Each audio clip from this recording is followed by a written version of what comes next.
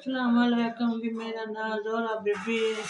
20 साल हो गए ने मेरा इत्थे मां प्यो दे बूहे ते बैठी। मेरे बंदे मैनू तलाक दे छड़ी है। मेरे बच्चे कोई नहीं सन। 20 साल हो गए ने ते मेरे मां प्यो दे आसरे ते मां प्यो बहुत हो गया ते अगों कल्ली कल्ली ऐ। अल्लाह तो बगैर मेरा कोई दुनिया ते बंदा नहीं है। दवाई खानी है ते दवाई कदी लभ जांदी कदी नहीं लभदी। पिंड दे बंदे कोई दे छड़न मदद कर छड़न ते ठीक, नहीं ते किसे किसे वेले मेरे को दवाई कोई नहीं, आसरा नहीं हुंदा। शुगर दी मरीज आ, पैरां ते जख्म बने सन।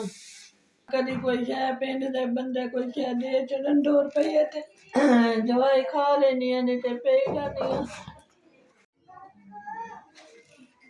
1 2 3 4 5 भला आवे जे तुहाडी मदद मेरे नाल कीती जे। मदद तुहाडी मेरे कोल आ गई है। अल्लाह पाक बाहला दे जे, अल्लाह सुख देवे जे, बच्चियां तंदरुस्ती देवे जे, अल्लाह इदों भी तुहानू ज्यादा देवे। मैं बीमार बंदा वां, मैं उठ के फिर नहीं सकदी ते मदद कीती जे। कोई दवाई ले लवां जी, कोई खान पीन कर लवां जी, अल्लाह अच्छां दे रंग लावे जे।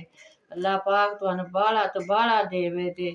अल्लाह सख्ती मुसीबत तो बचावे जे, अल्लाह नचितियां तो बचाए जे। अल्लाह पाक चोखा देवे जे, अल्लाह सुख देवे जे, बच्चियां तंदरुस्ती देवे जे।